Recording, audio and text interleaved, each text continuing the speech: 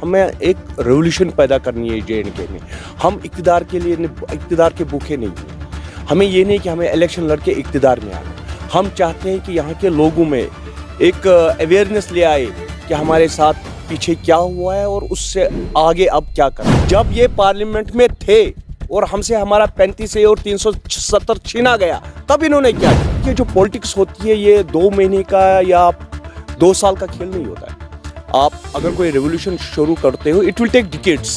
सियासतदान है, आप लोगों ने यहाँ रहकर कुछ नहीं किया तो वो वहाँ रहकर क्या कर। इक़्तिदार के भूखे नहीं है। हमें ये नहीं है कि हमें इलेक्शन में हिस्सा लेना है। फर्स्ट ऑफ ऑल एक रेवोल्यूशन, और हमारा जो बेसिक मुद्दा है, जो हमारी पार्टी का बेसिक मुद्दा है, that is our statehood, that is our language, that is to protect our language, that is to protect our land, that is to protect our demography, that is to protect our geographical condition. Full agitation हमारी democracy में है, हमारे constitution में है.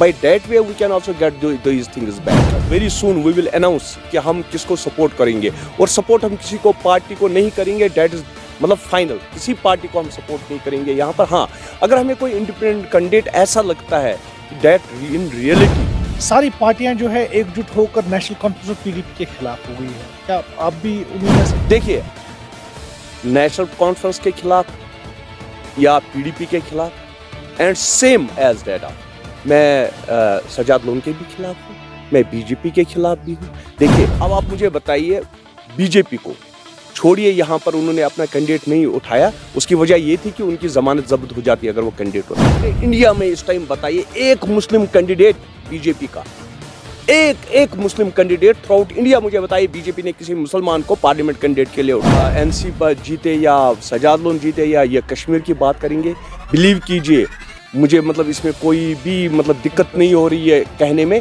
कि चाहे इनमें से कोई भी पार्लियामेंट मेंबर बने, they are for their own, not for Jammu and Kashmir. ये अपने इक़्तिदार के लिए, कुर्सी के लिए लड़ रहे हैं, जम्मू एंड कश्मीर के लिए नहीं लड़ रहे हैं। अगर ये जम्मू कश्मीर के लिए लड़ते तो उस टाइम जब 35 और 370 उठाया गया, उस टाइम ये इस्तीफा दे सकते थे, पार्लियामेंट से बाहर आ सकते थे।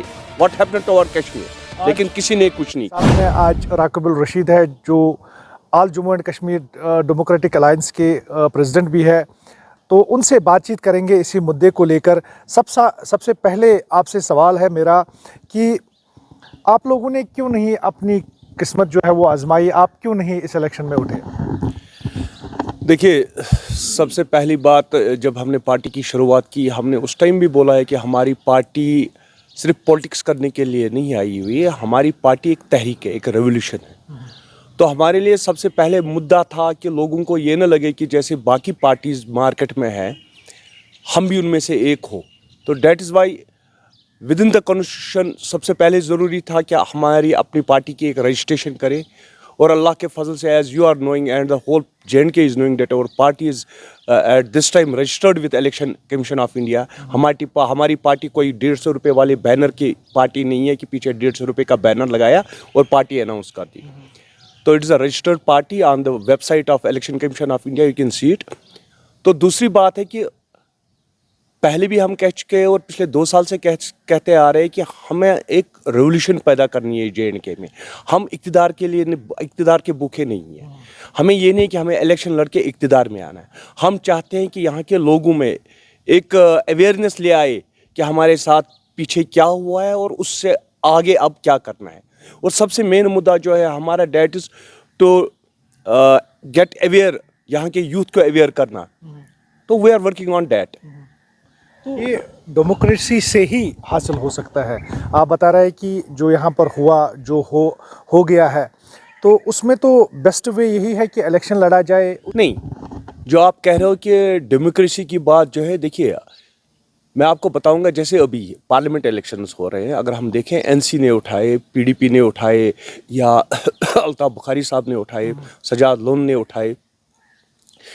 मैं एक पब्लिक के, जम्मू कश्मीर के पब्लिक से एक छोटा सा सवाल पूछूंगा। अगर समझ लीजिए at this time, for example let us take कि NC जीतती है या PDP जीतती है और इनके पार्लियामेंट मेंबर्स पार्लियामेंट में पहुंच जाते हैं, क्या करेंगे वहां पर? जब ये पार्लियामेंट में थे और हमसे हमारा 35 और 370 छीना गया, तब इन्होंने क्या किया? तो क्या मेरी बात सुनिए, पहले मेरी बात सुनिए। क्या ये उस टाइम इस्तीफा नहीं दे सकते थे? Parliament being as a parliament member क्या किया, और इन्हीं लोगों पे फिर भरोसा करें। दैट इज़ वाई मैंने कहा कि देखिए जो पॉलिटिक्स होती है ये 2 महीने का या 2 साल का खेल नहीं होता है। आप अगर कोई रेवोल्यूशन शुरू करते हो इट विल टेक डिकेड्स, ये 10 साल 15 साल 20 साल तक ये रेवोल्यूशन मतलब इट टेक्स टाइम। आप लोग भी सियासतदान हैं, आप लोगों ने यहाँ रहकर कुछ नहीं किया तो वो वहाँ रहकर क्या करते? देखिए मैंने पहले ही कहा हमारी पार्टी सिर्फ 2 साल पुरानी है और it is a revolution that we have started. हम इक़्तिदार के भूखे नहीं है, हमें ये नहीं है कि हमें इलेक्शन में हिस्सा लेना है। फर्स्ट ऑफ ऑल एक रेवोल्यूशन, और हमारा जो बेसिक मुद्दा है, जो हमारी पार्टी का बेसिक मुद्दा है, that is our statehood, that is our language, that is to protect our language, that is to protect our land, that is to protect our demography, that is to protect our geographical condition. और ये जो चीज़ है इसके लिए aware करना लोगों को how to get it. It is not only मतलब एक जो हमारा कॉन्स्टिट्यूशनल राइट भी है, हर स्टेट का अपना कॉन्स्टिट्यूशन जो इंडिया का है उनको हक देता है कि वो इन चीज़ों को प्रिवेंट करे, इन चीज़ों को सेव करे। तो इसके लिए पहले एक अवेयरनेस लानी पब्लिक में ज़रूरी है। और ये ज़रूरी नहीं है हमारी डेमोक्रेसी में, आपको कहूँगा let us see on the other side of the Punjab कुछ बिल्स पास हुई एमएसपी को लेकर, ये ज़रूरी, लेकिन वो जो लोग थे वो बहुत ही सोच समझ वाले लोग थे, उन्होंने एजिटेशंस की, क्योंकि एजिटेशन, पीसफुल एजिटेशन हमारी डेमोक्रेसी में है, हमारे कॉन्स्टिट्यूशन में है। By that way we can also get these things back. But इसके लिए यहाँ के नौजवान को प्रिपेयर करना है। एंड जो इस time we didn't took part in the parliament elections, लेकिन very soon we will announce कि हम किसको सपोर्ट करेंगे, और सपोर्ट हम किसी को पार्टी को नहीं करेंगे, दैट इज मतलब फाइनल, किसी पार्टी को हम सपोर्ट नहीं करेंगे यहाँ पर। हाँ, अगर हमें कोई इंडिपेंडेंट कैंडिडेट ऐसा लगता है कि दैट इन रियलिटी आपकी नज़र में, अभी मैं नहीं बोलूँगा, तो हमें लगता है कि रियलिटी में ये कुछ मतलब करने के लिए निकला है, फिर वो जीते नहीं जीते we will support him, no doubt in that. आजकल के दौर में ये माना जाता है कि यहाँ पर सारी पार्टियां जो है एकजुट होकर नेशनल कॉन्फ्रेंस और पीडीपी के खिलाफ हो गई है, क्या आप भी उन्हीं में से हैं? देखिए, नेशनल कॉन्फ्रेंस के खिलाफ या पीडीपी के खिलाफ and same as that of मैं सजाद लोन के भी खिलाफ हूँ, मैं बीजेपी के खिलाफ भी हूँ। देखिए, सजाद लोन या अल्ताफ बुखारी को अगर ले ले, no doubt it is clear in the public that BJP के वो प्रॉक्सी कैंडिडेट्स है, मतलब उन्होंने खुद बोला है वो है। अब आप मुझे बताइए, बीजेपी को छोड़िए, यहाँ पर उन्होंने अपना कैंडिडेट नहीं उठाया, उसकी वजह ये थी कि उनकी जमानत जब्त हो जाती अगर वो कैंडिडेट उठाते। ऑन द अदर साइड मुझे पूरे इंडिया में इस टाइम बताइए एक मुस्लिम कैंडिडेट बीजेपी का, एक मुस्लिम कैंडिडेट थ्रू आउट इंडिया मुझे बताइए बीजेपी ने किसी मुसलमान को पार्लियामेंट कैंडिडेट के लिए उठाया, जबकि बहुत सारी जगहों पर मुस्लिम जो पॉपुलेशन है वो बहुत ज़्यादा है और वहाँ पर मुस्लिम कैंडिडेट उठा सकते थे वो, but they didn't give chance to a single Muslim. और इन्हीं के प्रॉक्सी कैंडिडेट्स यहाँ पर और लोग भी मतलब थोड़े या ज़्यादा उनके साथ है। आज का रवैया अगर देखेंगे तो क्या लगता है आपको, कौन जीत पाएगा आज? देखिए, मैं इस सिलसिले इस पे कोई टिप्पणी नहीं करना चाहता हूँ कि कौन जीतेगा, टाइम विल से, लेकिन मैं इतना कहूँगा, मतलब ये सोचना कि एनसी पर जीते या सजाद लोन जीते या ये कश्मीर की बात करेंगे, बिलीव कीजिए मुझे मतलब इसमें कोई भी मतलब दिक्कत नहीं हो रही है कहने में कि चाहे इनमें से कोई भी पार्लियामेंट मेंबर बने, they are for their own, not for Jammu and Kashmir. ये अपने इक़्तिदार के लिए, कुर्सी के लिए लड़ रहे हैं, जम्मू एंड कश्मीर के लिए नहीं लड़ रहे हैं। अगर ये जम्मू कश्मीर के लिए लड़ते तो उस टाइम जब 35A और 370 उठाया गया, उस टाइम ये इस्तीफा दे सकते थे, पार्लियामेंट से बाहर आ सकते थे। What happened to our Kashmir? लेकिन किसी ने कुछ नहीं किया। आज सिचुएशन बिल्कुल डिफरेंट है। आज नए नए चेहरों को, जिस तरह से आपका भी एजेंडा है कि हम नए चेहरों को यहाँ पर प्रमोट करेंगे, आज भी नए चेहरों को लाया गया है। अगारुल्ला यंग जो लीडर है नेशनल कॉन्फ्रेंस के, वो लड़ रहे हैं, पीडीपी के वहीदुर्रहमान परा, और इसी तरह काफ़ी ज़्यादा ऐसे देखिए हमने जो कैंडिडेट्स है, काफ़ी ज़्यादा यंग ब्लड है। आपको नहीं लगता है कि ये रेवोल्यूशन? देखिए बात होती है कि जब कोई पार्टी बनती है तो उसका एक एजेंडा लेकर वो मतलब एक पार्टी बनती है कि हमारा एजेंडा ये है, व्हाट्सएवर, किसी का क्या एजेंडा होगा व्हाट्सएवर। मुझे बताइए एनसी का एजेंडा पिछले 75 साल से क्या था? जब तक हमसे 53 की पोजीशन छीनी गई, उसके बाद 35 और 370, उसके बाद स्टेटहुड भी छीना गया। वी आर नाउ मेरी बात सुनिए ना, we are now living in as a UT, हमारी स्टेट है। मुझे बताइए ये कौन सा एजेंडा लेकर आज तक चले? कैंडिडेट कोई भी हो, सोच एनसी की है। कैंडिडेट वो किसी को भी मैंडेट दे दे, सोच एनसी की है। बिहाइंड कर्टन्स जो इनकी पॉलिसीज बनाते हैं, उनकी पॉलिसी क्या है जम्मू कश्मीर को लेकर, ये मुझे बताइए। मैं मानता हूं कि उन्होंने एक नए बंदे को जगह दे दी, एक यंग ब्लड को जगह दे दी, मगर वो यंग ब्लड भी वही करेगा जो उसके पीछे से जो उनके मतलब आला हुकाम होंगे उस पार्टी के, जो वो बोलेंगे। 2019 के बाद तो सारे एक जैसे हैं। आप 2019 के बाद तो किसी ने यहाँ पर हुकूमत नहीं की।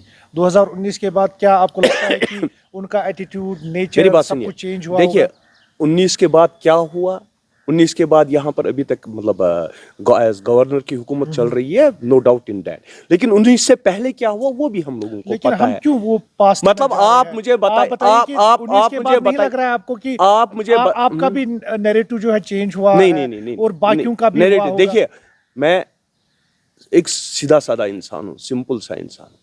अगर इनकी कोई पॉलिसी अच्छी होती, believe me, I would have not been, मैं मतलब पॉलिटिक्स में नहीं आया था, I would have been as a voter here.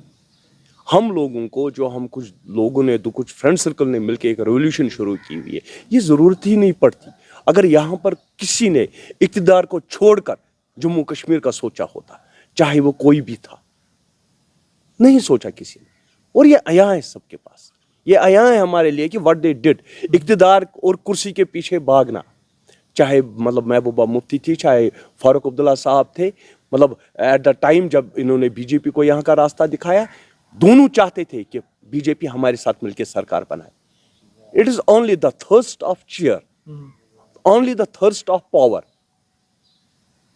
Jammu Kashmir के लोगों के लिए या जम्मू कश्मीर जो हमारी माँ है, हमारी जमीन है, इसके लिए किसी ने नहीं सोचा। तो क्या आने वाले इलेक्शंस बताए जा रहे हैं कि अब असेंबली इलेक्शंस भी कराए जाएंगे, आप उसमें पार्टिसिपेट सारे 100% no doubt in that. Upcoming assembly election में हम 90 के 90 सीट्स पे ये करेंगे, we will fight, yes, we will fight। तो अभी लास्ट में जाते जाते हम जरूर जानना चाहेंगे आपसे, क्योंकि यहाँ पर आपका मंशूर था कि यंग और जो पढ़े लिखे लोग हैं उनको सियासत में लाए, लेकिन आज तक हमने नहीं देखा कि ऐसे फेस जो है वो आपने अपनी पार्टी में लाए। देखिए बट नेचुरल जो आपने एक क्वेश्चन किया एज ए जर्नलिस्ट, वैसे मुझे नहीं लगा ये क्वेश्चन ठीक है। ऐसे faces, what do you mean by the faces? क्या मैं उन्हीं को लाऊं अपनी पार्टी में जिन्होंने ऑलरेडी इस्तेसाल कर चुके हैं कश्मीर में? मेरी बात सुनिए, पढ़े लिखे बहुत, we are having doctors, we are having engineers, we are having advocates, we are having PhD holders. इससे ज्यादा क्या होगा भाई पढ़ा लिखा? इंशाल्लाह रहमान यू विल सी, जो भी हमारे लोग होंगे व्हाइट कॉलर पर्सन होंगे, कोई पॉलिटिकल बैकग्राउंड नहीं होगा और दे विल बी 100% एजुकेटेड। बहुत बहुत शुक्रिया, थैंक यू।